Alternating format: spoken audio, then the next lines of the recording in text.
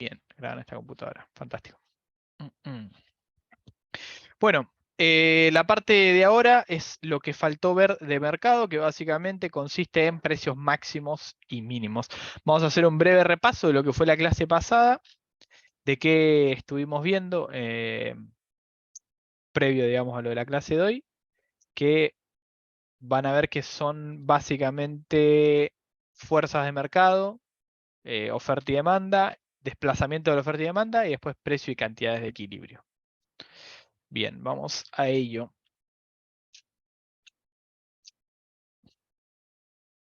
Ahí está. Definiciones introductorias, esto lo vamos a saltear. De vuelta, esto no me quiero cansar de aclararlo. Estas definiciones introductorias, los determinantes de la demanda y la oferta, todo eso, preferentemente véanlo de las filminas de Eduardo. Yo simplemente, pues están con otros nombres acá, alguno puede ser que yo no tenga que Eduardo tiene, etcétera, así que prefiero que eso lo vean directamente de las clases de Eduardo. Sepan igualmente que detrás de las fuerzas de demanda y de oferta, detrás de estas funciones, hay un montón de parámetros, que son estos que menciono acá, pero que estaría mejor que vean con Eduardo, que básicamente determinan la posición de esa función de demanda y de oferta y que en última instancia van a determinar los precios y las cantidades de equilibrio. Sí, ahí está.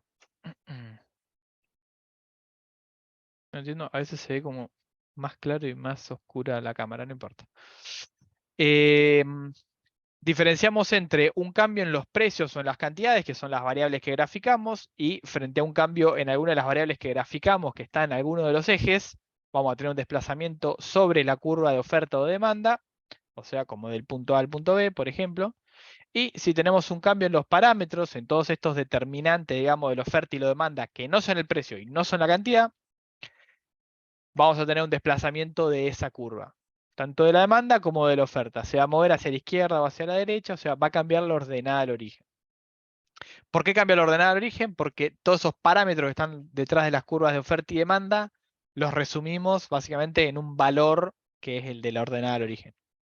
O sea, decimos esto vale 10, esto vale 20, esto vale tanto, etcétera. Hacemos como una simplificación zarpada y terminamos en un valor numérico que representa todos esos parámetros por demás de la curva de demanda o de oferta, de la recta mejor de demanda o de oferta, eh, que nada, que no nos interesa ver en detalle. O no nos interesa hacer variar, digamos, pues nos interesa solamente que varíen precios y cantidades. Bien, acá lo que hicimos fue básicamente hacer un ejemplo numérico de variar esos parámetros. Teníamos el ingreso monetario y el precio de un bien relacionado, el precio del bien Y. Fíjense que estamos viendo la cantidad demandada de X, o sea, estamos viendo la demanda de X, entonces Y es un relacionado, no es el precio del bien. Y con eso lo que veíamos es, bueno,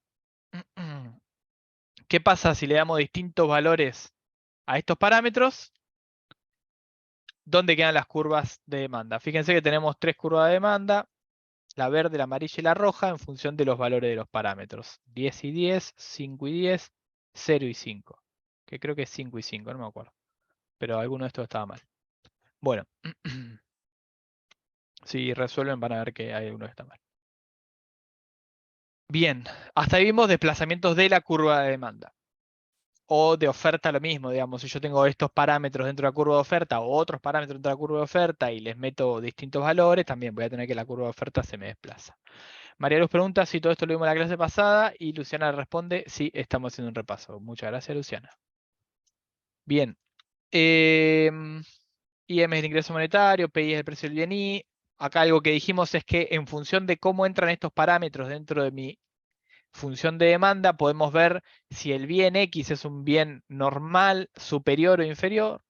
Normal o inferior, después el superior lo vamos a ver en esta clase, pero de entrada podemos ver que es un bien normal porque si aumenta el ingreso, aumenta la cantidad demandada, típico de bien normal. Bien inferior, si aumenta el ingreso, disminuiría la cantidad demandada, así que este más 2 tendría que ser menos 2 y ahí sería un bien inferior. Y después en función del precio del bien Y podemos ver si es sustituto o complementario. En este caso es sustituto porque se aumenta el precio de Y, la gente demanda más de X, entonces aumenta la demanda de X. Fíjense que esto es positivo, se aumenta el precio de Y, un bien relacionado, pero sustituto del mío. Entonces como ese es más caro, la gente demanda más de mi bien X. ¿Ok?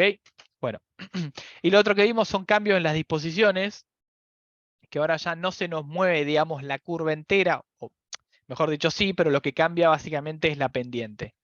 Y acá lo que teníamos es que si movemos la disposición a pagar, vamos a tener un cambio en todos los precios para las mismas cantidades que teníamos antes de la función de demanda. Y si tenemos un cambio en la disposición a comprar, teníamos un cambio en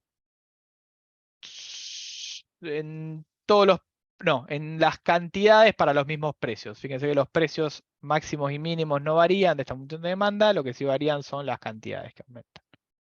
Acá era al revés, digamos. Las cantidades no variaban, son las mismas que antes, pero aumenta el precio.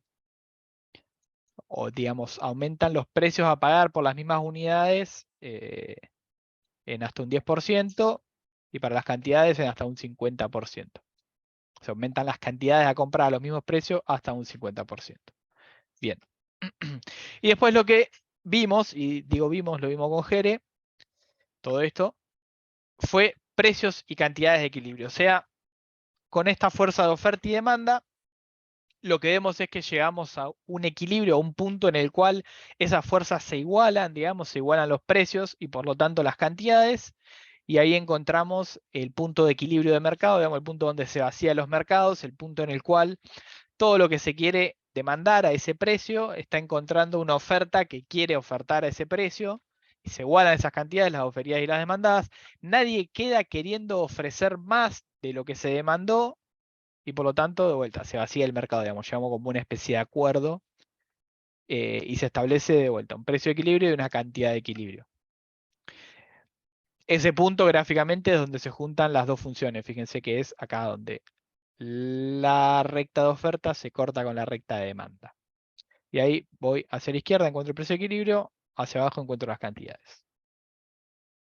¿Cómo hacemos esto matemáticamente? Bueno, igualamos ambas funciones, cantidad demandada con cantidad ofrecida. Despejamos el precio, obtenemos el precio de equilibrio, después ese precio lo reemplazamos en alguna de las funciones, ya sea la de oferta o la demanda, y obtenemos la cantidad de equilibrio. Si yo reemplazo en ambas funciones el mismo precio de equilibrio y no me da igual cantidad, o sea, no me da en este caso 100 en ambos casos, estoy en un problema. ¿Por qué? Porque eso significa que no estoy en el precio de equilibrio. Estaría en un precio por acá, donde tengo, fíjense, una para este precio, llamémoslo 30, ponele. Vamos a tener una cantidad demandada y una cantidad ofrecida distintas. Lo mismo si el precio está por debajo del equilibrio, ¿no? Si estoy acá, ponele 15. Vengo acá, tiki, tengo esta cantidad ahora ofrecida menor a la cantidad esta de acá demandada. Ambas cantidades son diferentes, por lo tanto, ya me doy cuenta de que no estoy en el precio de equilibrio. Bien. Hasta ahí lo de la clase pasada. Y ahora arrancamos con el tema de la clase de hoy, que es básicamente precios máximos y mínimos. Vamos a ver que esto es una aplicación de lo que les acabo de decir. O sea, ¿qué pasa si el precio es distinto al de equilibrio? Bueno, acá hay una trampa. Pasa lo siguiente.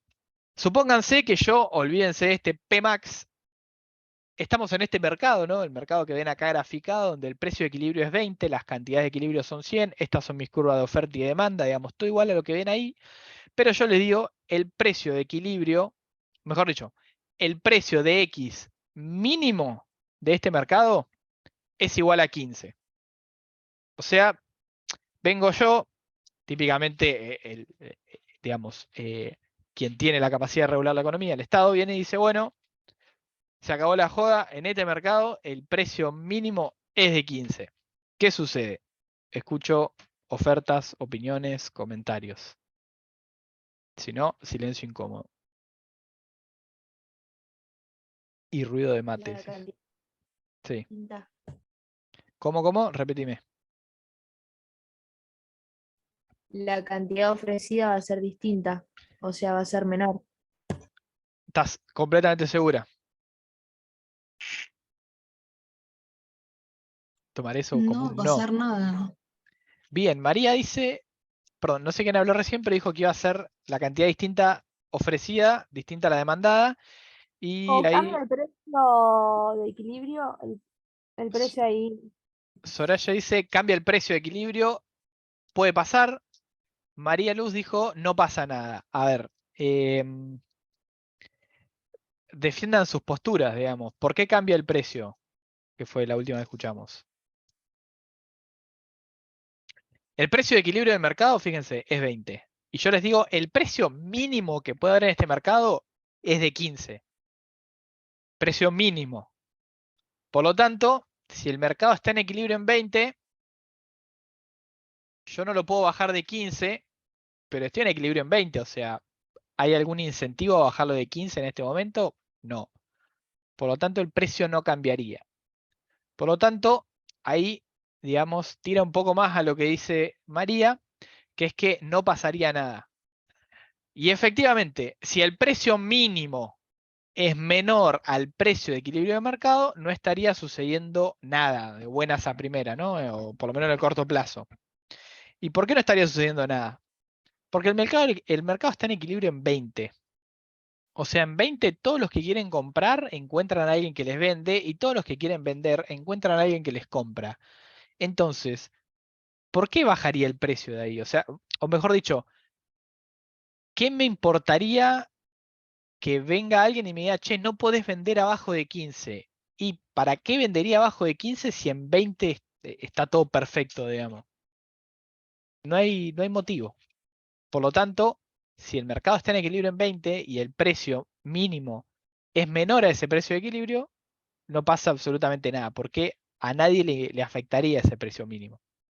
Siempre de vuelta, entendiendo que el precio de equilibrio se queda fijo, ¿no? Si de repente hay un quilombo y el precio de equilibrio tiende a bajar y pasa para abajo del precio mínimo, bueno, ahí podemos llegar a tener un problema. Pero de entrada no pasaría nada. Ahora, si yo les borro esto y les digo, ahora el precio máximo es de 15, ahí pasa algo, no pasa nada. ¿Qué opinan?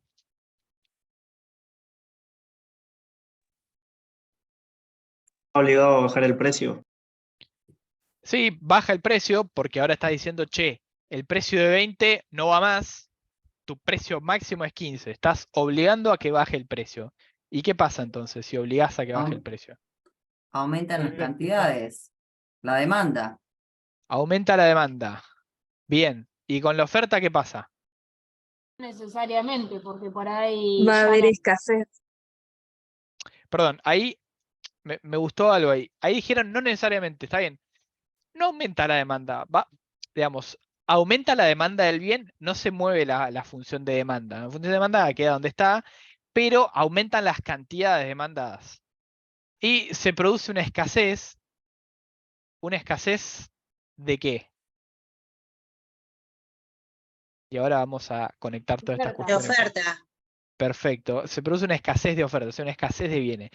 ¿Qué es lo que pasa? El mercado quiere estar en 20, quiere estar en equilibrio en 20. Pero vos venís y le decís, che, no, tu precio máximo es 15, o sea, no me vendas más arriba de eso. Eh, Nada, tipo precios cuidado, digamos, precio cuidado, pasó bastante esto. Decimos, che, el precio máximo está en 15. Entonces viene la gente que está vendiendo, los oferentes, y dicen, bueno, fantástico, vos me ponés ese precio máximo, yo te vendo la cantidad que yo quiero, entonces te vendo una cantidad menor a la de equilibrio. Vamos a llamarle Q baja.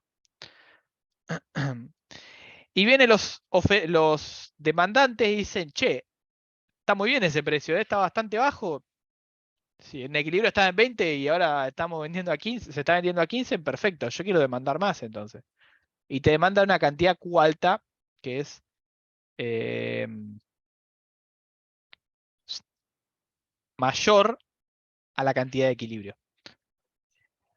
Por lo tanto, lo que tenemos es una diferencia entre las cantidades ofertadas y las cantidades demandadas que me genera toda esta brecha, que básicamente es, como lo dijeron ahí, un excedente de demanda o una escasez de oferta, digamos. Como lo quieran mirar, está bien.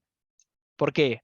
Porque yo podría decir, para ese precio máximo de 15, si expando lo suficiente la oferta, fíjense, expando lo suficiente la oferta, que yo meto más oferentes, lo que sea, puedo llegar a que ese sea un precio de equilibrio. Entonces puedo decir que, che, la oferta está en problemas porque no se está expandiendo lo suficiente. O lo otro que puedo decir es, che, hay demasiada demanda para ese precio, deberíamos contraer la demanda. Cualquiera de las dos estaría bien. Hay o exceso de demanda o escasez de oferta. Ahora, ¿qué ocurre si se pone un precio máximo y empieza a haber, digamos, una cantidad ofertada menor a la cantidad demandada? ¿Qué puede pasar acá? Piensen en un ejemplo ahí de la realidad. ¿Qué se les ocurre? ¿Con qué pasa esto típicamente? Es aquello que los argentinos más pelota le damos de todas las cosas que se venden prácticamente. ¿Lo podés repetir? Sí. Piensen un ejemplo en el cual existe un precio máximo sobre algo y qué genera eso. O sea, la gente, el equilibrio de mercado, digamos, estaría en un precio mayor, pero se le fija un precio a ese algo. Y bueno, ahí ocurren unas cuestiones que ahora vamos a ver. ¿Se les ocurre algún caso de algún bien al cual se le fije un precio y por lo tanto, digamos, ocurra algo o el mercado quiera venderlo a un precio mayor? De vuelta, es algo que los argentinos, el dólar, ahí va, bien. Es algo que los argentinos nos encanta demandar, el dólar, que tiene un precio máximo fijado en, yo tendría que saber estas cosas, pero creo que está en 180 por ahí más o menos. No recuerdo bien, la verdad. Pero que bueno, si le metemos los impuestos y toda la bola, llega más o menos al precio de mercado paralelo, el precio de, entre comillas, equilibrio de mercado. Tampoco estaría ahí, ¿no? Si hubiera un equilibrio de mercado, probablemente esté entre el oficial y el dólar blue, digamos. Pero bueno, es un caso en el cual se le pone un precio máximo a un bien eh, y se piensa generar algo llamado mercado paralelo, mercado negro o lo que sea, que es básicamente el dólar blue. O sea, la gente que dice, che, yo estoy dispuesto a pagar más por este algo, a pesar de que no lo compre en el mercado oficial, o sea, en este mercado que nosotros vemos acá. O sea, me voy a un mercado que se arma paralelo y lo compro ahí. ¿Por qué? Porque hay demanda a precios mayores, sí, la hay, digamos, porque el mercado tiende a estar en equilibrio a un precio mayor. Por lo tanto, digamos, hay demanda, va a haber una oferta que diga tipo, bueno, yo te voy a vender a ese precio, mayor al impuesto, digamos. Al precio, mejor dicho, impuesto no, al precio máximo. Entonces, cuando tenemos esta situación en la cual hay un excedente de demanda o una escasez de oferta, es una típica situación en la cual se generan mercados paralelos o mercados negros. Ahora, ¿qué pasa? Bueno, ¿qué pasa con las cantidades ofertadas y demandadas? Básicamente lo que decíamos recién son distintas y se genera un desabastecimiento o un excedente de demanda o una escasez de oferta por el monto, digamos, o por esas cantidades que faltan, por así decirlo, del mercado. ¿Cómo se llega a esta cantidad de, digamos, faltante? Reemplazamos el precio máximo en las funciones de oferta y demanda. Fíjense, la oferta me da 50, la demanda me da 125. Le resto una a la otra y tengo el desabastecimiento o el exceso de demanda o la escasez de oferta. Que es básicamente la diferencia entre las cantidades demandadas a ese precio. ¿Se entiende esto? Esto sería como una manera, digamos, de medir el tamaño de ese, como de ese problema de mercado o de ese excedente. ¿Podés ese explicarlo de desabastecimiento. vuelta, Manu? Sí, obvio. Una vez que nosotros decimos, bueno, hay un precio máximo menor al precio de equilibrio, nosotros podemos medir, digamos, ese desabastecimiento, ese exceso de demanda o esa escasez de oferta como la diferencia entre las cantidades demandadas a ese precio fijado. ¿Hasta ahí me siguen? O sea, para yo cuantificar qué pasa en este mercado, tengo que ver a ese precio que yo fijo, cuáles son las cantidades ofertadas, que en este caso van a ser 50, y salen de reemplazar en la función de oferta el precio máximo de 15 y despejar las cantidades. Fíjense que reemplazo una función de oferta y obtengo cantidades igual a 50. Hago lo mismo para la demanda y obtengo las cantidades demandadas al precio de 15. Y fíjense que acá pasa lo mismo que en el gráfico. Tengo una cantidad ofertada menor a la cantidad demandada. Y acá le puedo poner un valor numérico, digamos. Puedo decir, che, el desabastecimiento es de tanto, o el exceso de demanda, lo mismo, es de tanto, o la escasez de oferta es de tanto. Producto de vuelta de ese precio máximo. ¿Se entendió ahí? Básicamente lo que buscamos calcular Sí, es gracias. esta distancia de acá, esta distancia horizontal, entre las dos cantidades. Ahora, si yo les digo, bueno, vamos a poner un precio mínimo, vamos a volver a hacer el mismo ejemplo de antes, vamos a poner en vez de precio mínimo, precio máximo igual a 25 en este mercado. ¿Qué sucede? Olvídense de lo que está escrito, ¿no? Véanlo, precio máximo igual a 25 en un mercado que está en equilibrio en 20. ¿Qué sucedería? Baja un poco la demanda. Baja un poco la demanda, dice Santiago. ¿Alguna otra oferta?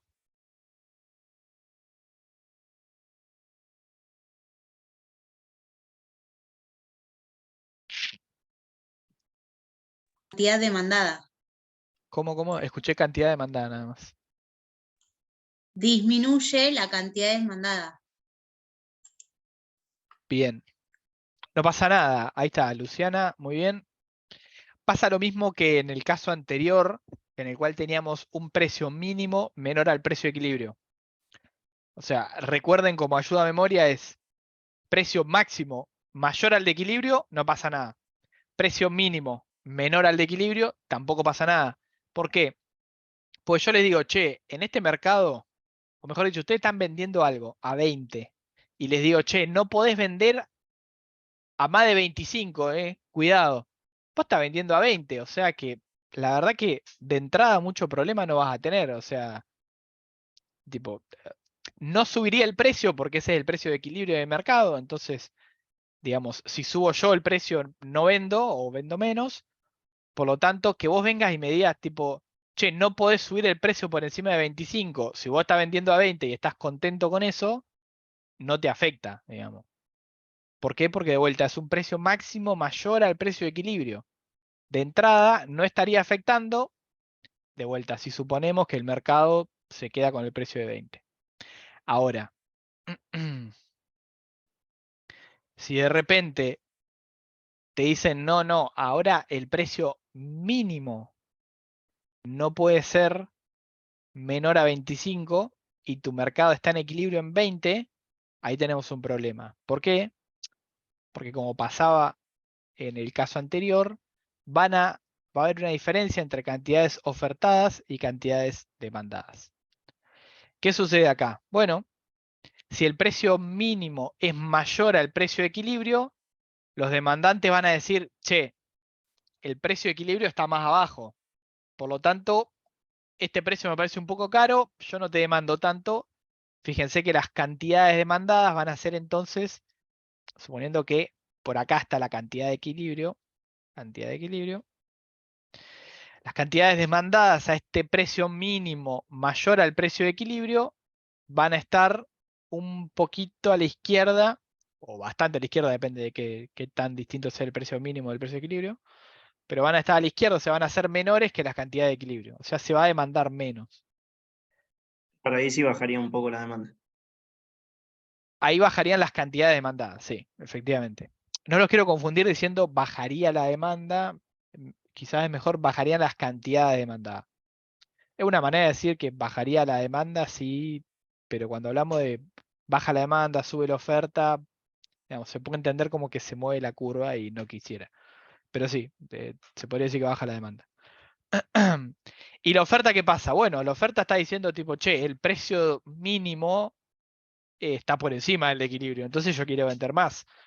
Me conviene ese precio mínimo. Entonces, bueno, aumenta las cantidades ofertadas.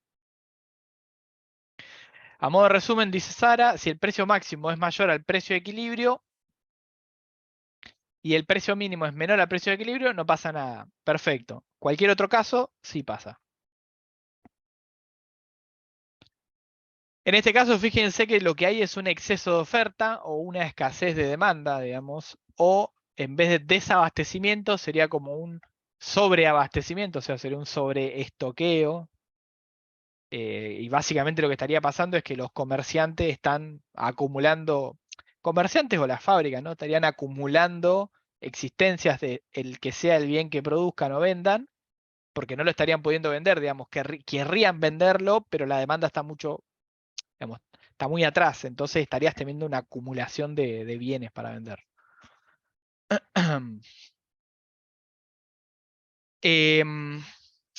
Casos, veamos, prácticos de esto. Acá hay una cuestión, esto ya escapa un poco digamos, de los temas prácticos de la materia, pero para que entiendan dónde se puede aplicar esto. Bueno, el caso del precio máximo en nuestro país termina siendo una típica política para controlar los aumentos de precios, digamos, porque tenemos una historia inflacionaria. Eh, en otros países tengo entendido que se usan, no sé bien para qué, porque digamos, no tienen quilombo con la inflación, pero deben tener algunos precios regulados de algunos bienes o servicios básicos. Ahora, los precios mínimos, ¿para qué se usan? Bueno, es típicamente lo que se llama precios de sostén, digamos, es para fomentar producción en ciertos sectores. Ejemplo, en nuestro país, digamos, pone que paradójicamente o no, pero bueno, no se suele hacer, sí se hace, o por lo menos se hacía, digamos, acá toco un poco de oído, pero por lo menos se hacía en países europeos de establecer precios mínimos para productos agrícolas, por ejemplo, leche, quesos, eh, no sé si granos, pero ciertos productos así agrícolas tenían un precio mínimo, el Estado los compraba a ese precio y después de última los vendía a un precio más bajo y, digamos, afrontaba la pérdida, pero lo que se quiere ahí es básicamente garantizarle al productor un precio que vos sepas que le cierra y por lo tanto fomentar el sector. Em, Acá en Argentina no recuerdo si se ha hecho esto, pero bueno, no, sí, perdón. Hace poco se hizo, no sé si sigue en la coyuntura, ¿no? Pero hace poco una cuestión llamada pandemia y se fue, pero a la mierda el precio del petróleo, o sea, a la mierda mal, ¿no? Para abajo, tipo llegó a estar en precio negativo. Y entonces lo que hizo el gobierno fue decir, bueno, genial, le vamos a dar un precio mínimo de sostén a las petroleras y nos venden el petróleo a nosotros a un precio mínimo para que puedan seguir operando y no paren todo, porque si paran todo, digamos, problema. O sea, te quedas sin nafta, básicamente. Entonces se les garantizó un precio mínimo para el barril de petróleo, se llamó barril criollo, bla, bla, bla, y bueno, con eso se pudo mantener la actividad a pesar de que cayó mucho durante ciertos meses de la pandemia que fueron heavy para el sector petrolero. Eh, bueno, hasta ahí con lo que teníamos que ver de mercado. Preguntas, si no, freno el video, me tomo un mate y seguimos con la parte de elasticidad.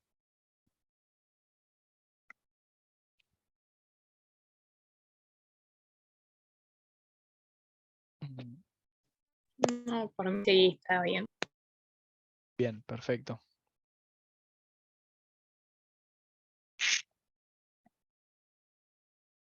Impuestos no vemos, pregunta Juliana.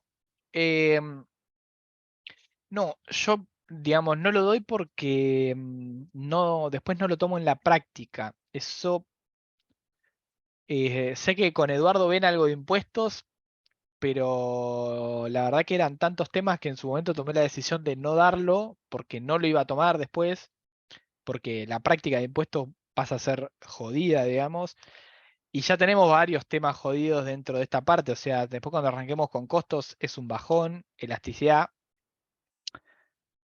también es bastante heavy, oferta en competencia lo mismo, digamos, como que tenemos varios temas pesados, meter otro tema pesado como impuestos, preferí directamente no tomarlo, después lo ven en un montón de otras materias también, pero bueno, eso sé que lo ven con Eduardo, así que lo que es Impuestos, véanlo de las clases de Eduardo y de vuelta sepan que yo en la práctica no lo tomo. Si se toma algo es en función de lo que les da Eduardo. ¿A qué filmina querías que vaya? María Luz. Están todas rayadas, perdón. Supongo que una de estas. Voy a ir borrando y voy pasando una por una. Cualquier cosa, sacarle captura, foto, lo que sea. Y ya directamente pasamos a elasticidad. Para que borro.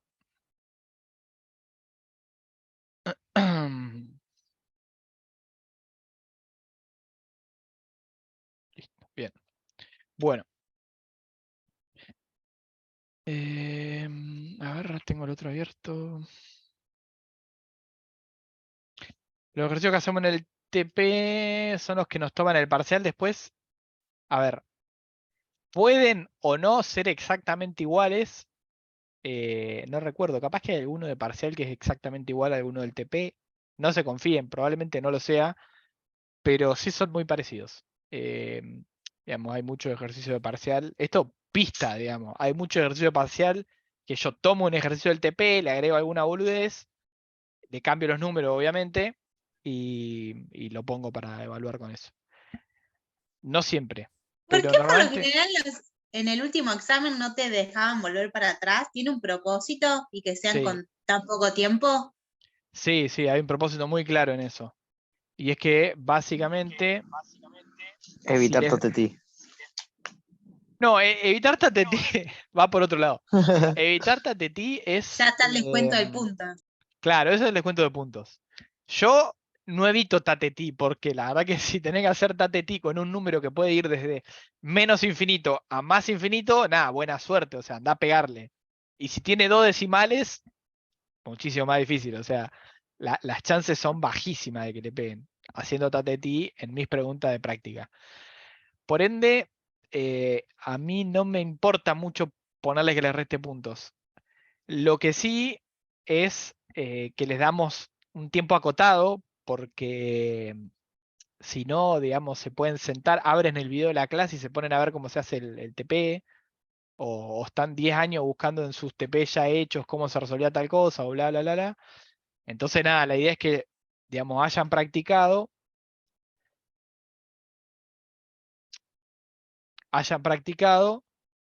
para poder hacer más rápido los ejercicios. Si no practicaron, no van a poder hacer rápido los ejercicios, les va a quedar alguno sin hacer, o por eso van a desaprobar, lo que sea, digamos. La idea de darles menos tiempo es que sea un poco más difícil, que ustedes tengan que haber practicado para poder hacer las cosas más rápido y que por lo tanto yo me quede tranquilo de que estudiaron, digamos. Y que no se puede volver atrás también tiene una explicación que es básicamente, digamos, las preguntas son aleatorias, sépanlo, o sea, 2 personas, puede parecer igual el ejercicio, les aseguro que 90% de las veces no va a ser igual. Así que tengan mucho cuidado a la hora de copiarse con el compañero.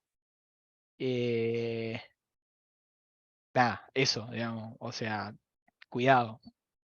Tampoco tienen tiempo para copiarse porque es bastante rápido. Entonces, la verdad que, digamos, tenemos mecanismos que no puedan ir atrás. Es un mecanismo para evitar que la gente se copie, porque si no, yo, digamos, paso por todas mis preguntas y te digo, che, tengo estas, y vos me decías, yo tengo estas otras, y vamos resolviendo una cada uno, y después no, nos pasamos la que nos faltaba. Bueno, eso no está bien. No pudiendo volver atrás, vos tenés 2 preguntas, la resolviste, genial, no la resolviste, lo lamento. Siguiente.